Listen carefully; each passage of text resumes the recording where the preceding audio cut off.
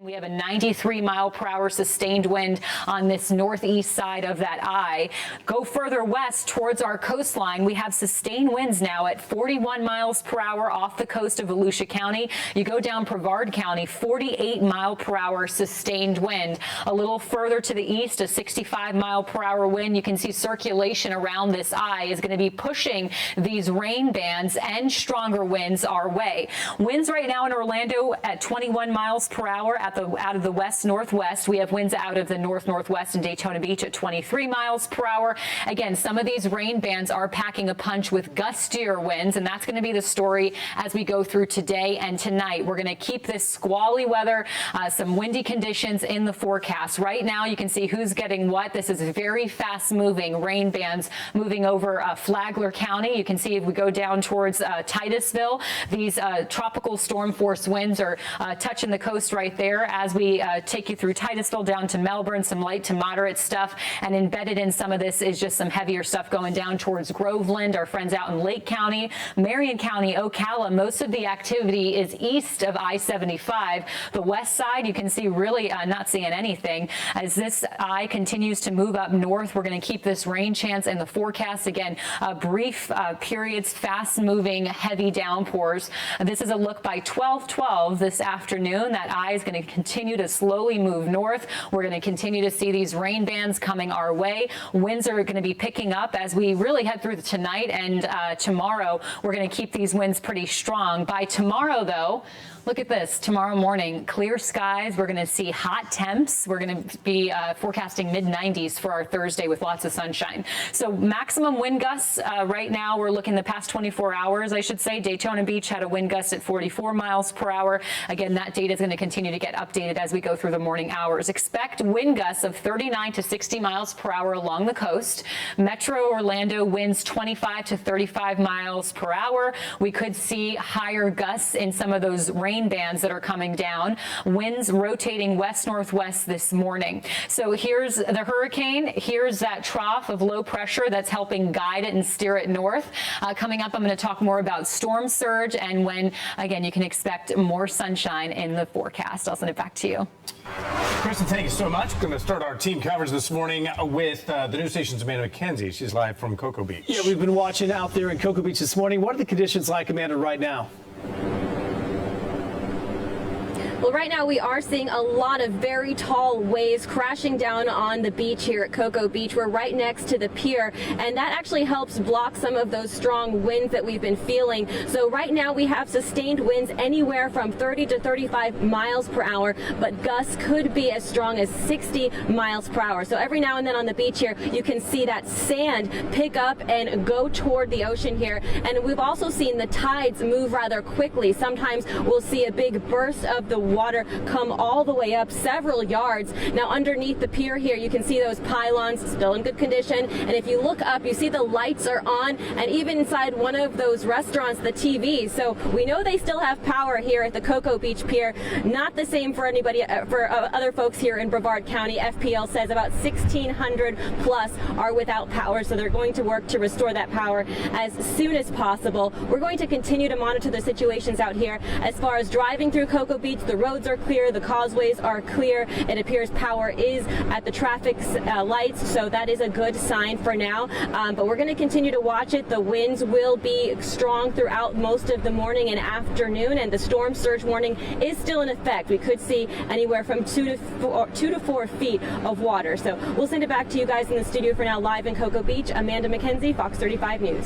Amanda, thanks. So this storm is moving really from Brevard now to Volusia. Volusia is starting to get pounded with the heavy wind and rain as well. Yeah, let's check in with Holly Bristol. You see her right there live, Daytona Beach. How you doing, Holly? Good morning. Well, we just had a 39 mile per hour gust out here. We're still playing with our little wind strength meter over here. So 39 has been our 39 miles per hour has been our strongest gust within the last 5 minutes or so. One thing I do want you to pay attention to over here, though, is that it seems like the storm surge and the tide are starting to go down quite a bit, actually. Last time we talked to you, the water was all the way up here to the dune line and in parts of this slapping up against the seawall. So that does seem to be going down. It doesn't look like we've lost any more lights within the last 45 minutes, but ooh, just got another good goop. Another good gust. I can't even speak English at this point. Earlier in the night, the entire side of that building was lit up in fluorescent lights. You can see that the lights are still on at Joe's Crab Shack, but it seems like they've lost some of their decorative fluorescent lights along the side. The Daytona Beach Pier has lost a couple of their lights that hang over here. You can see where the dark spots are along the boardwalk. And as we take a look around, you'll see the stereotypical palm fronds blowing in the breeze over here. Nothing super crazy right now, but you can see that they're getting knocked around quite a bit. But what we have been paying quite a bit of attention to was these flags, this nice display of flags. They all looked nice and brand new at the beginning of the evening, and as you can see, we've got a couple of them that are hanging on by their final thread, and the ones that are still flying look like, you know, the ends of them are pretty tattered. They've definitely taken a beating in Dorian tonight.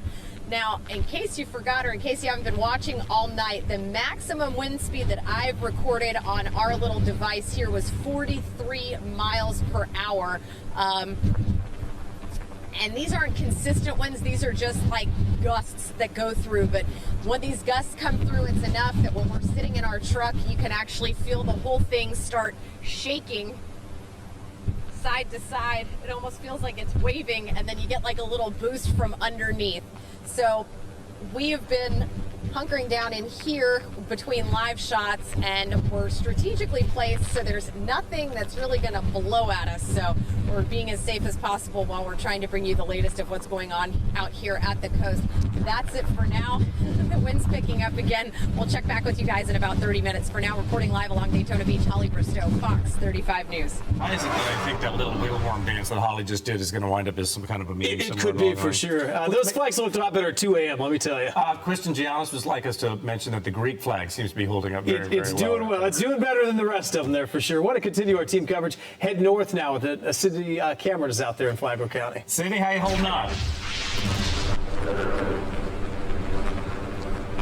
Good morning, guys. I got to tell you, there was a big gust of wind coming through. So if you said something to me I did not hear it, I apologize. We are seeing strong wind gusts out here at Flagler Beach. We are beachside. Take a look over here at those flagpoles. You can see them flapping in the wind this morning, as well as the flags attached to them. Meteorologist Jamie King saying that we are getting close to seeing tropical storm force conditions out here. Right now, we are seeing strong wind gusts. Take a look over here. You can see some trees as well, kind of flapping in the wind. You also see a couple of signs. Hopefully those were flapping pretty hard a few minutes ago. I mean, you see right now they're kind of blowing in the breeze just a little bit, a lot stronger than a breeze, I should say. You know, we are out here at Flagler Beach. We were on mainland at one point, and the conditions weren't as bad, but as soon as you cross the bridge and get over here to beachside, the conditions definitely a lot worse. I know that we are seeing some strong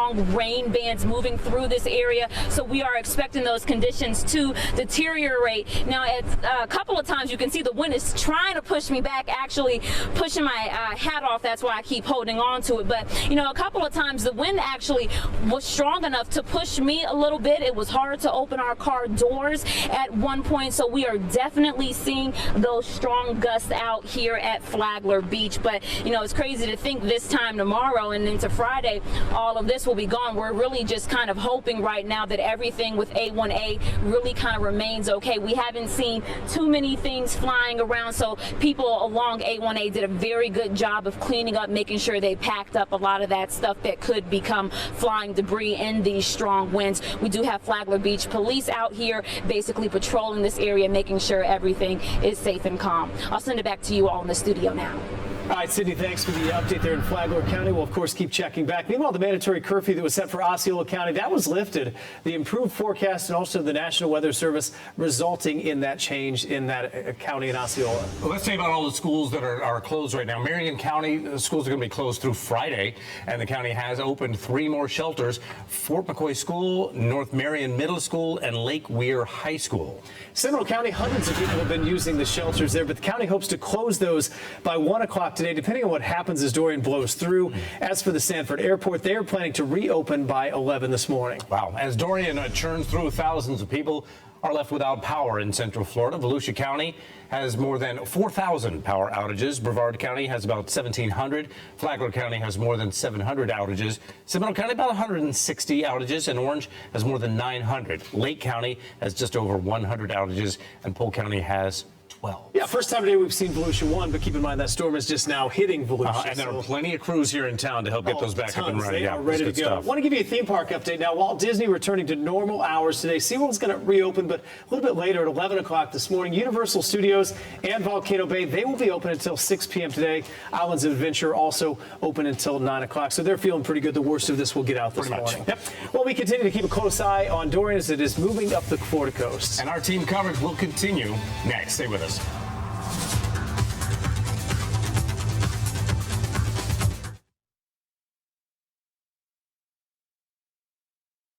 Seems to have gone.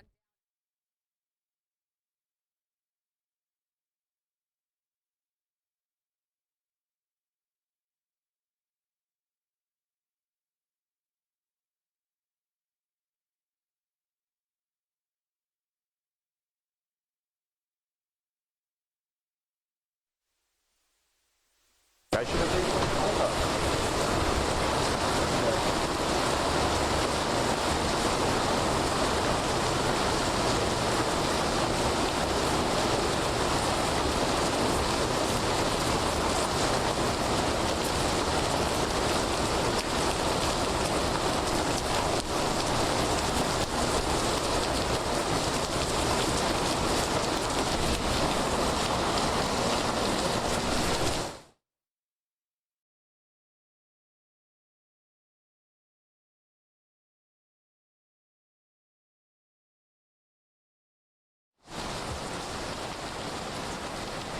Yes, it is.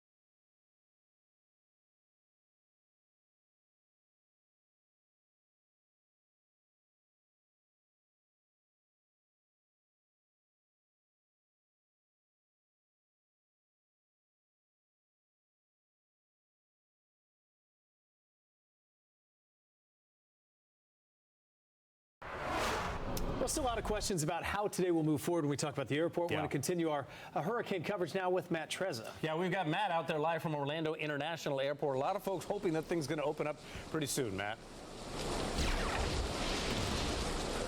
Yeah, they are hoping, and it remains to be seen whether or not it's going to open up today or not. We are told the airport is going to have a meeting today, and then after that morning meeting, they're going to decide whether or not they are going to reopen the airport. But for now, the airport remains closed. As we were driving in here, signs on the board still say airport closed, and the airport is not a shelter.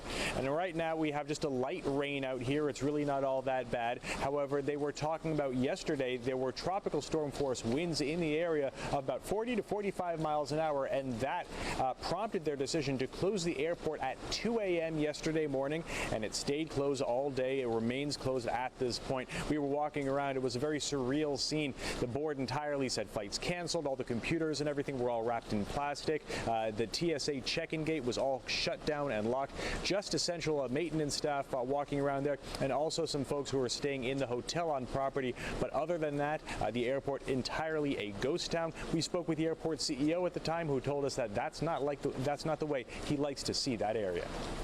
Don't like it a bit. Did this last 2 years ago with Irma and Matthew. This is not my idea of a fun airport at this point. Now, at this point, we're getting updates from some of the other regional airports as well. We do understand that the Sanford Airport is going to reopen its doors to operation at 11 o'clock this morning. We're live at Orlando International. Matt Trezza, Fox 35 News. Good morning, everyone. So maximum sustained winds now on Hurricane Dorian at 105 miles per hour, still holding as a Category 2 system. The eye, or center of circulation, is a little over 80 miles away from southern Volusia County, south of Daytona Beach. This is the latest track that just came down from the National Hurricane Center. You can see it maintains its intensity as a Category 2 storm as it approaches the coast of the Carolinas. It's going to get even closer to North Carolina than it did to us. You can see here it's continuing to move on north. These are the sustained winds around the eye. You can see north and east. We have hurricane force winds at 94 miles per hour. And then the further west you go, closer to our coastline, you're looking at sustained tropical storm force winds. We have near a 50 mile per hour sustained wind right off the coast of Brevard County, right near the Cape. And then the further north you go, south of Daytona Beach, 42 mile per hour sustained wind. And then as you go up towards Palm Coast, sustained winds around 34 miles per hour. You can see these rain bands are going to continue to come on in as we go through the morning into the afternoon, evening hours. Very fast moving, heavy tropical downpours. Right now we have sustained winds in Orlando at 21 miles per hour. You can see who's getting what. These rain bands, you can see these colors here in the orange and yellow. Those are the heavier downpours coming in off of Dorian. Palm Coast seeing a lot of rain. They have actually a flash flood watch in effect until tonight. They're picking up a lot of rain in the past 24 hours, over 3.5 inches. And then you can see Brevard County seeing light to moderate rain. We have some heavier stuff moving on in. Again, it's moving very quickly as we go over towards Ocala, Marion County, western Ocala, or Marion County, I should say, western Marion County, west of Ocala. Not seeing anything. Everything really over the east side of the county. And then as we head towards Groveland, Lake County, the Villages, seeing some rainfall now. This is going to continue. You can see the computer forecast modeling showing that eye moving very slowly at about 8 miles per hour. So as we head towards lunchtime, past lunchtime, we're going to continue to see these rain bands coming on in. Winds will be strong as we head into the overnight hours. We're going to keep those tropical storm force winds along the coast. Further inland, we have the potential for tropical storm force wind gusts. So gusts up to 39 miles per hour and above. But you can see by Thursday, as we get into the day on Thursday, we're going to see clearing skies. Dorian checks out of here, and it's just going to be a sunny, hot day tomorrow. Tracking Dorian in terms of the wind gusts, as we head towards 7:30 this morning, we'll still see these wind gusts around 40 miles per hour in Brevard County as that eye continues to lift up to the north. This is a look as we stop the clock here, 2:25. We have 36 mile per hour wind gusts possible in Daytona Beach. Up towards Gainesville, we're looking at a 20 mile per hour wind gust. Again, that eye continues to lift north as we head into the evening hours. We're looking at 36 mile per hour wind gusts out of the west up in Palm Coast, Gainesville, 25 mile per hour wind gusts. This is at 8:20 tonight. So again, this is still going to be affecting our weather as we head into the overnight hours. We'll clear things out. That eye will be up near Georgia as we head into the early morning hours tomorrow. So for today on this Wednesday, expect wind gusts of 39 to 60 miles per hour along the coast. Metro Orlando winds 25 to 35 mile per hour wind wind gusts, and then we'll see 45-mile-per-hour winds in some of those outer bands. Winds rotating west-northwest this morning. So again, this is the center of circulation. It's about 80 or so miles off the coast of Volusia County. Chief Meteorologist Glenn Richards and I were talking about it earlier this morning. If this was just 20 miles closer to the coast, we could have seen a dramatic difference in terms of the weather we're experiencing right now. So it's really a blessing that it is where it's at. Again, this could have been a much different story, even just 20 miles closer to our coastline. Again, this is the rain bands. We're going to continue to see this weather as we go through the day today into tonight, and then we can look forward to real nice looking weather tomorrow. I'll send it back to you. Kristen, thanks. Well, as we know, Hurricane Dorian slammed the Bahamas for more than a day before finally moving this way. I tell you, the images are just devastating. The news station's Vicky Carr talking to one family from the Bahamas, watching the storm hit their home from right here in Orange County.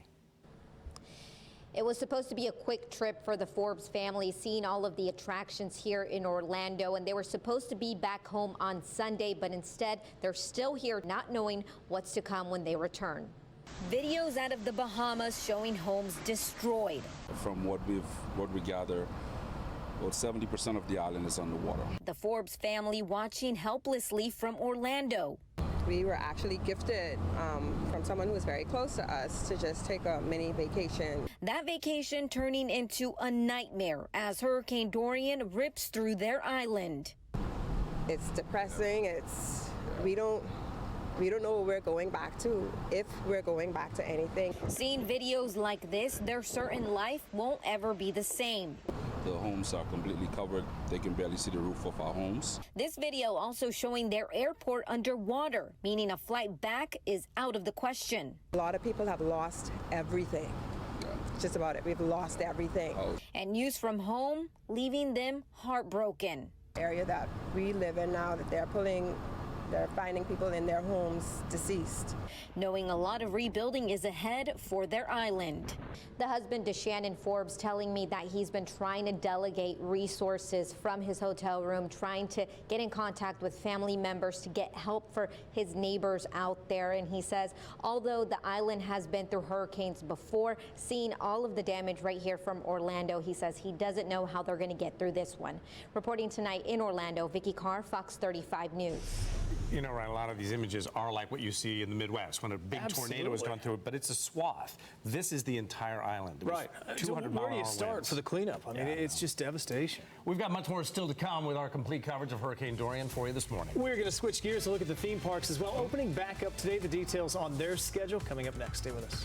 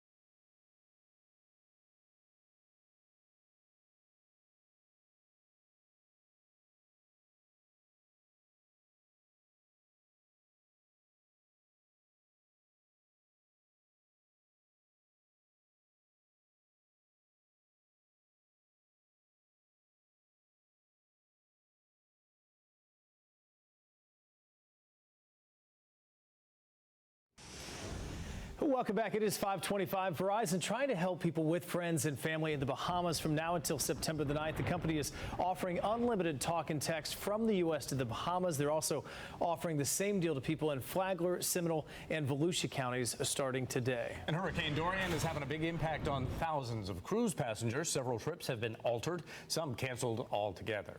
Some of the cruises even dropping passengers off away from Florida. Yeah, not where they expected to get off. In fact, Josh Cassio talked to a Florida couple. They're now stuck in Louisiana. For Matt and Julie Beinhauer from Zephyr Hills, their recent 4-day cruise to the Bahamas was upended by Hurricane Dorian. They wound up in Cozumel and were supposed to return to Cape Canaveral, only to find out that return was changed too. And they told us when we left Cozumel, again, we're out in the open water, that we're coming to New Orleans. They said their cruise line, Norwegian, plans to charter a flight for passengers to get back home, but at this point, their plans, their jobs, and their lives are all out of whack. When were you supposed to be back? Monday morning, 7 a.m. When do you think you'll be back in Zephyr Hills? When is your plan to be back home? We still don't know. Beinhauer admits they didn't get travel insurance, and he wishes they did. Insurance, hurricane, flood, and cruise.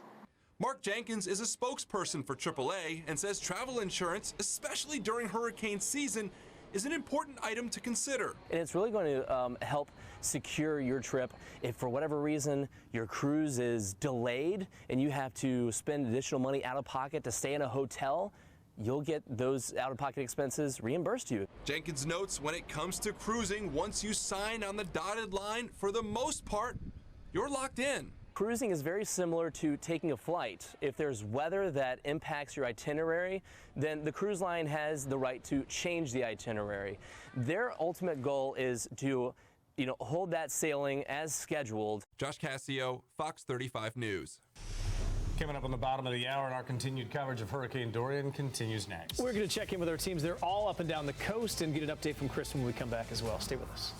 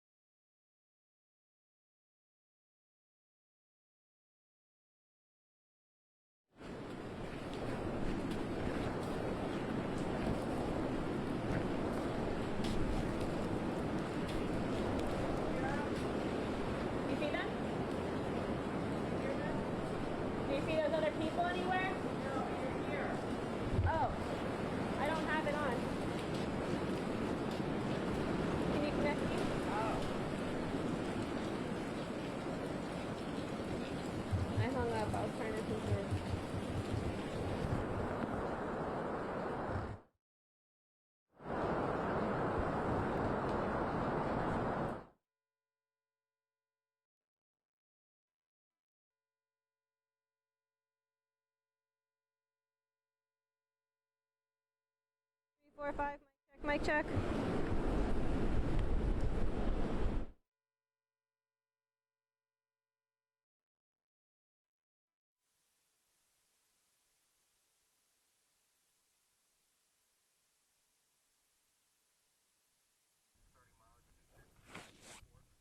One, two, three, four, five. 1, 2, 3, 4, 5. 1, 2, 3, 4, 5. 1, 2, 3, 4, 5. 1, 2, 3, 4, 5.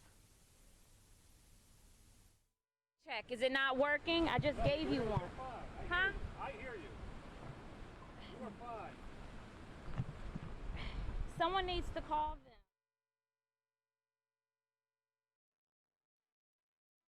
them. I gave you a mic check. Can you hear me? I can keep talking. Someone needs to call. Hello? Can you hear me?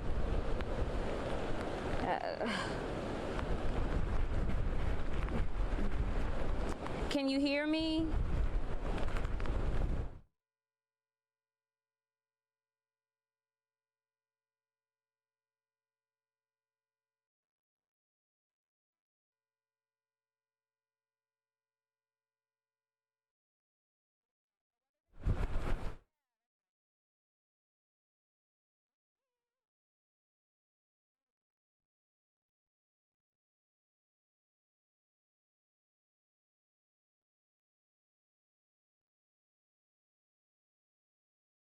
Live from the news station, you're watching Good Day Orlando.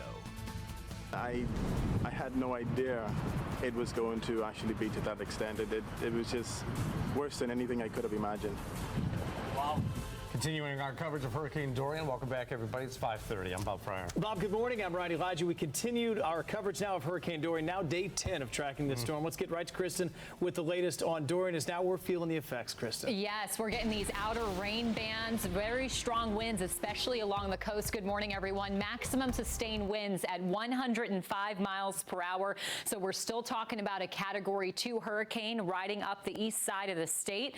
You can see that center of circulation, the eye. It's about 82 miles or so away from Volusia County, from coastal Volusia County. This is the latest track. It just came down from the National Hurricane Center. You can see maintaining the Category 2 hurricane status as it continues to travel up northbound. It's not moving very quickly. It's moving right now to the north-northwest at 8 miles per hour. And it looks like it'll be off the coast of Georgia by tomorrow, overnight tonight into tomorrow morning, with winds at 105, continuing that Category 2 intensity off the coast of South Carolina by tomorrow afternoon, and then it'll be off the North Carolina coastline as a Category 1 hurricane by Friday, early Friday morning, with winds at 90 miles per hour. Again, this is bringing some pretty strong winds, especially along the coast. These are sustained winds right now. They're out of the north-northwest at 23 miles per hour in Daytona Beach. We have a 20-mile-per-hour wind out of the north in Palm Coast and a westerly wind out of Melbourne. 24 miles per hour. This is a really cool graphic. It's showing that eye, or center of circulation, 82 miles away from coastal Volusia County. It's continuing to move up very slowly to the north-northwest, so a little bit closer to Volusia County than what we saw in Brevard County earlier this morning when I first walked in around 1 o'clock in the morning. It was about 100 miles away from Cape Canaveral, so moving very slowly.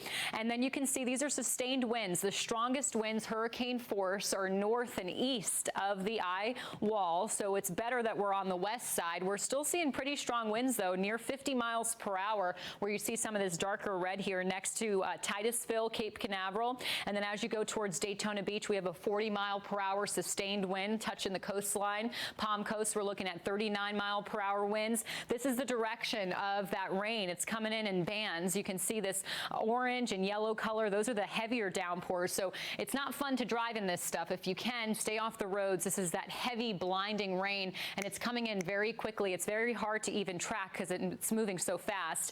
Titusville seeing some light to moderate rain, some heavier stuff coming down over Lake County, Groveland. You know what I'm talking about. Most of the activity up in North Florida, Marion County. It's eastern Marion County, so all east of I-75. If you're on the west side, you're saying, what hurricane? But this is the computer forecast modeling showing that as we go through the day today into the afternoon hours, we're going to keep this gusty gusty weather, as well as these rain bands coming on in, and this will continue as we head into the evening, 6:30 tonight. You can see some of these bands still coming in over portions of the viewing area. Then as we head towards the early morning hours tomorrow, that center of circulation will be up near Georgia, and we'll see improving conditions. It's still going to be a very breezy day tomorrow, but we're going to see lots of sunshine, hot temps in the mid-90s. I'm going to send it back to you.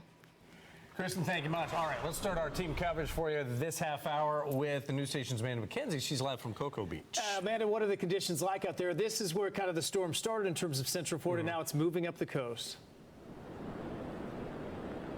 And it's still being very much affected right now. If you look at the surf, I know it's dark, but you can see how quickly this tide will move in with each crashing wave. It comes in very fast and then will recede just as fast. So we'll find ourselves kind of sinking into the sand because it is so saturated right now. And the wind speeds, they really vary. We'll have times where it doesn't feel like much of a gust at all, and then other times it just hits right at you. We've been whipped by the sand a few times, and right now we're told that these sustained wind speeds are anywhere from 30 to 35 miles per hour, but these gusts could get up to 60 miles per hour. So that's something we're definitely trying to be safe out here. We're right next to the Cocoa Beach Pier. You can see the pylons right here. That actually helps protect us from these high wind speeds. So we are being very careful out here. If you look up, you can see the lights are on at the Cocoa Beach Pier. So they are still with power, and that is true for most of the people here in Brevard County. So a lot of lucky folks. FPL says about 1,600 Brevard are without power right now, so they're going to be working to restore that power,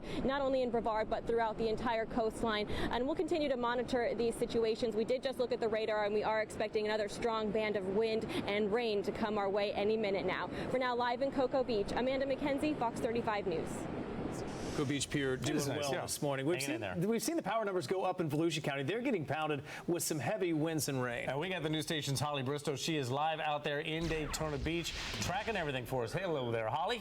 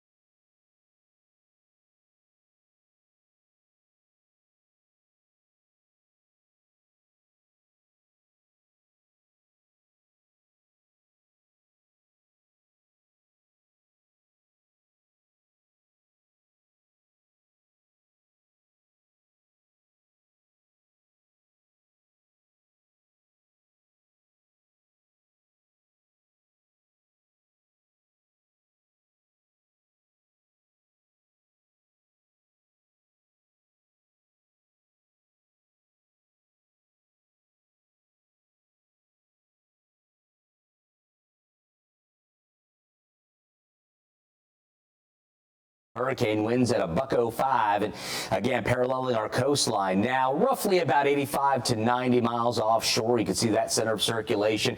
Again, impactful winds remain over the coastal waters. There's been some spreading of the tropical storm force closer to the coast. We've realized a few of these areas, some of our recording stations indicating just that. And the human eye, no better weather observation than the human eye and experience. Our reporters also telling us that the winds are rather brisk now in the coastal sectors. We've managed to shed the hurricane warning now for Brevard County. It's been downgraded to a tropical storm warning, which makes perfect sense to me here as winds are slowly easing. The potential for strong hurricane damaging winds easing now in these areas. And for the most part, I expect Volusia to fall off, probably seeing more widespread tropical storm warnings for the next couple of hours here, at least, as the circulation again continues riding north-northwest up toward the eastern side of the state here, and then making a big bend out into the open Atlantic. A brush at as a Cat 1 along the coastal Carolinas, with some concern here is a lot of that shoreline there of South and North Carolina through the Outer Banks and beyond remaining in that cone of uncertainty. Here's the very latest for you right now in regard to winds. We've got west-northwest 22 sustained out of Sanford. So what's happening is the atmosphere is transitioning wind-wise now, pure westerly or offshore, blowing from the land toward the ocean.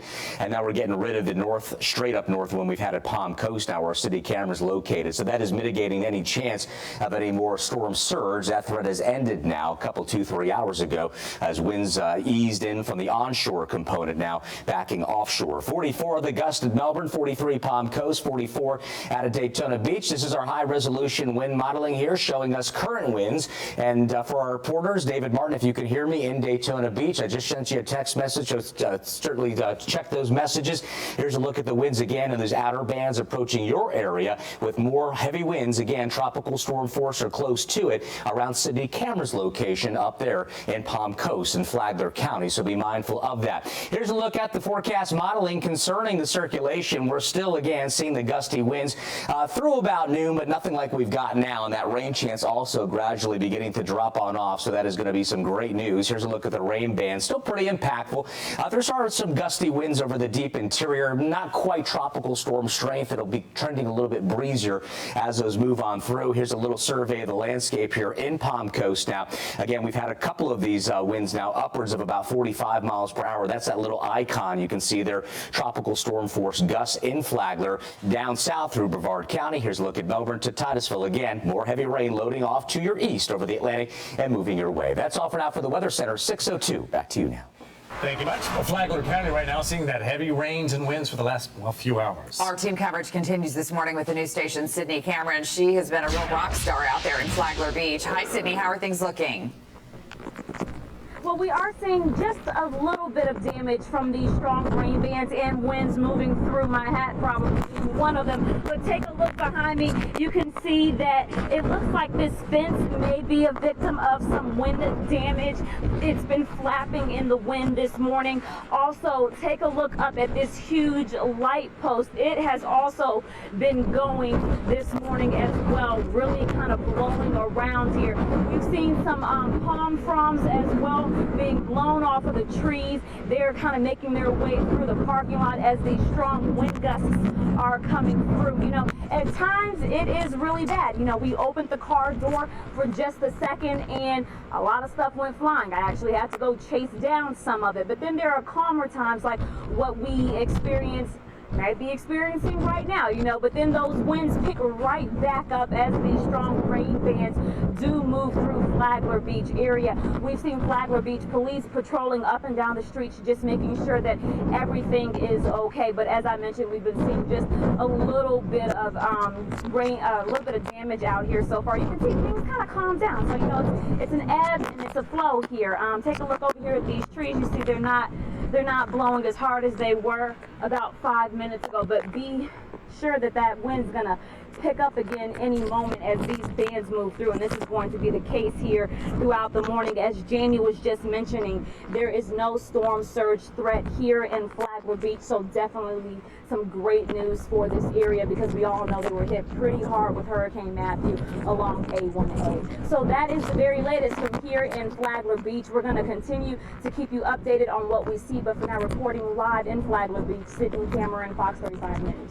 You know, let's be clear, as hurricanes go, It's not the worst we've ever seen, but that is a miserable gig to have to do. It's a hard job. Yeah, kudos to Sydney and her photographer, Alan, doing a great job out there. Well, further down the coast, Volusia County feeling those strong gusts this morning as well. Let's continue that live team coverage this morning with David Martin. David, did you get Jamie's text? I did, and as you guys know, little shop talk, here we go, 12 on, 12 off, 12 hours working, 12 hours not working here in the field, and my colleague Holly Bristow has been doing a sensational job overnight, and the reason I say that is because we are now beginning our 12 hours on, and I went to bed last night here on Daytona Beach on the ocean in a hotel, the Hard Rock Hotel, with flickering power. I thought, oh gosh, what do you wake up to? How do you get some sleep? And throughout the entire night, we were hearing that vroom, vroom, vroom, and it was constant. At first I thought, oh, there's the AC unit turning on and picking up. No, it was the wind, and it was constant all night long. So a rough night of sleep for a lot of folks here in Volusia County, particularly along the barrier island. Constant wind gusts coming through. But the relative good news is I bring all this up because I woke up this morning and to my right, the hotel's intact with the power on. Amen for that. Pool's intact. All the bushes are good. We don't have flying debris anywhere here. I'm looking out in the ocean right now, probably for you guys, a black hole there, but there's nothing to note on the actual sand itself. I do got to say, though, my jaw dropped when Ryan Elijah announced about 20 minutes ago that we were on day 10 of covering Dorian. I'm in complete... It's just unreal to me that we've been doing this for 10 days, at least keeping an eye on Dorian. Because in the end, I think we're going to forget the impact stateside of Dorian, but we'll be talking about Dorian for years to come with the Bahamas devastation. So it's one of those weird storms. It's a lot of impact right now, but in terms of how we'll remember this storm, not much. I don't think, at least. Matthew, sure, a lot more. Irma, I don't know. What do y'all think? Am I on the mark with this, Bob and Amy? Am I making sense? They had our mics off for a second, so yes, I think you're making perfect sense, except for the stuff about the bushes. I'm not so sure. I'm glad the bushes are okay. Listen, you're doing a great job out there. No, everybody has storm fatigue. I think it was such a long wait for this storm to get here that I think by the time the storm got here, we were already exhausted. Yeah. A couple of live shots ago, Sydney Cameron absolutely punted on the word storm surge update or something like that. She said, I can't say it. I can't say the words. It's tough. David. Good job, David. New from overnight. We've got a tree crashing down into land as Dorian makes its way up the coast. The tree toppled over onto an assisted living facility off North McDonald Avenue. No major damage, though, and thankfully nobody got hurt. Also, got some new video to show you. Cruz and Titusville battling a house fire during Hurricane Dorian. Turns out the home on Pond Apple Drive is owned by a lieutenant with the Brevard County Fire Rescue. An app on his phone alerted him to the fire while he was still inside, and he was then able to get out quickly. Those apps can be very, very handy.